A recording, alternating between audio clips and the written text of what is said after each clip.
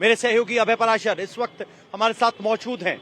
अभय, अब पुलिस की तरफ से भी कह दिया गया है कि ज्यादातर कॉल हॉक्स मानी जाए, क्योंकि जहां भी जांच हो रही है वहां कोई संदिग्ध वस्तु नहीं मिल रही है। अब इस मामले की जांच आगे कैसे बढ़े और कैसे इस तरह से दोबारा कोई पैनिक क्रिएट ना हो पाए, इस बारे में भी अब रणनीति बनाने की जरूरत।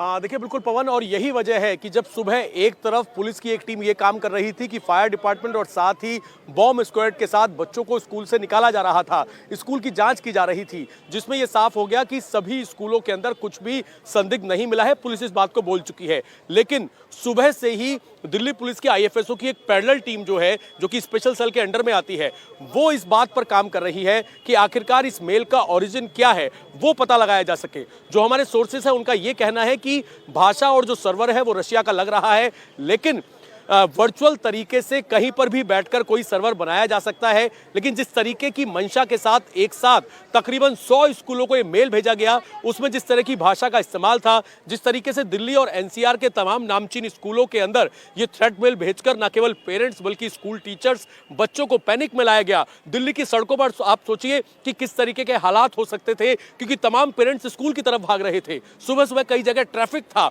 और इसी वजह से पैनिक करने वाला शख्स अपनी जो उसकी मंशा थी उसमें कामयाब रहा। और यही वजह है कि पुलिस जो है वो भी अब ये सोच रही है कि एक शख्स ऐसी कोई प्लानिंग नहीं कर सकता, इसके पीछे हो सकता है इस मामले में होम मिनिस्ट्री भी एक्शन में है। क्या कुछ रिपोर्ट मांगी गई है दिल्ली पुलिस से? देखिए बिल्कुल हम आपको बता दें, सबसे पहले दिल्ली के एलजी ने दिल्ली पुलिस कमिश्नर से रिपोर्ट मांगी है कि जांच की जाए और एक एक अपडेट जो है वो एलजी को दी जाए। होम मिनिस्ट्री पूरी तरीके से इसके अंदर इन्वॉल्व है, क्योंकि दिल्ली पुलिस की स्पेशल सेल के साथ होम मिनिस्ट्री और इसके अलावा तमाम सेंट्रल एजेंसीज के वो ऑफिसर्स लगे हुए हैं जो इस तरीके से टेक्निकल तौर पर तैयार है, जो ऐसे विदेशी सर्वर को पता कर सके कि ये कहां से लोकेट हो रहा है। ऐसे मामलों में पवन मदद ली जाती है इंटरपोल की, कि अगर कोई शख्स, कोई संगठन विदेश में बैठ के किसी फर्जी ईमेल आईडी के सहारे या फिर फर्जी डोमेन के सहारे, आईपी एड्रेस के सहारे कहीं पर कोई थ्रेट मेल भेज रहा है, तो उसकी पहचान कैसे हो सके। इसके लिए अलग अलग यूनिट्स में एक्सपर्ट हैं, जो कि गृह मंत्रालय की यूनिट्स में भी हैं, दिल्ली पुलिस की आईएफएसओ यूनिट्स में भी हैं, इंटरपोल में ऐसे तमाम एक्सपर्ट्स हैं जो पता लगा सकते हैं। यानी दिल्ली पुलिस की आईएफएसओ यूनिट लगी हुई है, एलजी को बाकायदा रिपोर्ट दी जा रही है। कोशिश ये है कि ईमेल के ओरिजिन को पता किया जाए। मेरे सहयोगी मनीष प्रसाद इस वक्त हमारे साथ जुड़े हुए हैं, जो सेंट्रल एजेंसीज के साथ संपर्क में हैं। एजेंसीज इस तरह के होक्स कॉल पर किस तरह से फॉलोअप लेती है? मनीष, क्या जानकारी अभी तक सामने निकल कर आ रही? पवन, सबसे पहले तो हम आपको आज की इस डिटेल पे एक बड़ा अपडेट बता दें कि जो इसमें डोमेन नेम जो कि mail@mail.ru यानी रशियन डोमेन था, जो अभी हमारे सोर्सेज ये क्लेम कर रहे हैं, वो बता रहे हैं कि जांच पड़ताल की जो आईपी एड्रेस आइडेंटिफाई किया गया है उसमें दरअसल वर्चुअल यानी वीपीएन का सहारा लिया गया है और वर्चुअल आईडी फॉर्म की गई है। इसी वजह से जो ये आईपी एड्रेस है वो फ्लक्चुएट कर रहा है, यानी जो एक जगह से दूसरी जगह का आईपी एड्रेस वो फ्लक्चुएट कर रहा है। इसीलिए अब ये लोकेट करना, ये आइडेंटिफाई करना बहुत ही मुश्किल होगा और इसीलिए जो सिस्टर एजेंसीज है उनकी मदद ली जा रही है। इस समय मिनिस्ट्री ऑफ होम अफेयर्स इसको लगभग जो हमारे टॉप सोर्सेज हैं उनके मुताबिक ये होक्स कॉल की तरह लग रहा है और किसी ने जो सोचे समझे तरीके से, चाहे वो शरारत हो या फिर एक साजिश के तहत पैनिक क्रिएट करने के लिए दिल्ली एनसीआर में इसका सहारा लिया।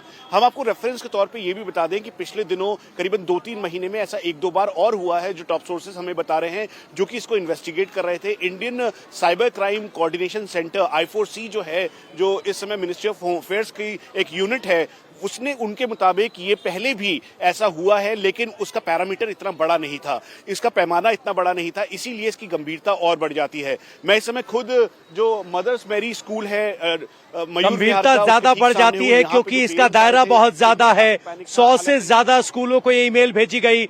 मनीष, आप बने रहिए हमारे साथ। ये दिल्ली एनसीआर में गाजियाबाद इलाके में भी कई स्कूलों में इस तरह की धमकी आई, जिसके बाद वहां पैनिक का माहौल देखा गया। हमारे सहयोगी जुबैर की आपको एक रिपोर्ट दिखाते हैं।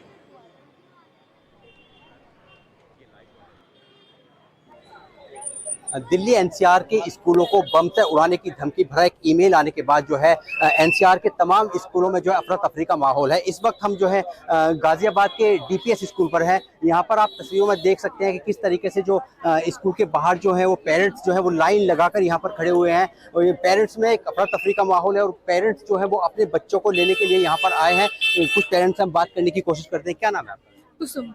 आप कैसी स्कूल पर अचानक से किस लिए आए हैं? We got a mail और न्यूज में इंफॉर्मेशन मिली है कि there is a bomb threat, but yes हमें स्कूल की तरफ से कंफर्मेशन मिला है कि everything is safe and all, but still हम आए हैं बच्चों को लेने फॉर अ सेफ्टी पर्पस। वैसे छुट्टी कितने बजे होती है अमूमन?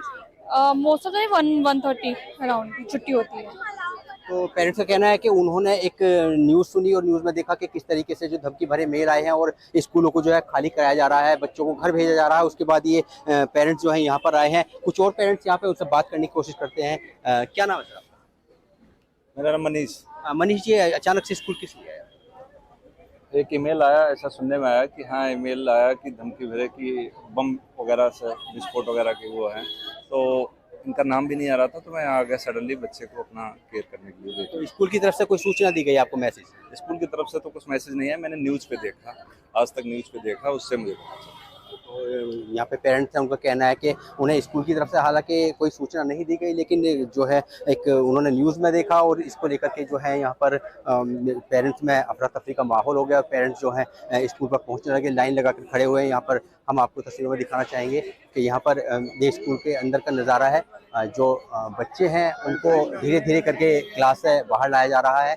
यहाँ पर जो है उसकी एंट्री की जा रही है और यहाँ पर जो इस तरह से यहाँ पर बच्चों को जो है वो लेकर जा रहे हैं।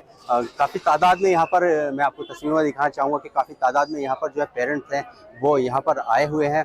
अमूमन जो स्कूल की छुट्टी का समय है वो अभी नहीं हुआ है, लेकिन छोटे बच्चे हैं और स्कूल में पढ़ते हैं। जिस तरीके से न्यूज़ में पेरेंट्स ने देखा तो पेरेंट्स जो थे जिस हाल में भी थे वो स्कूल की तरफ दौड़ पड़े अपने बच्चों को लेने के लिए। फिलहाल यहाँ पर अफरा तफरी का माहौल है और पेरेंट्स जो है अपने बच्चों को घर लेकर जा रहे हैं।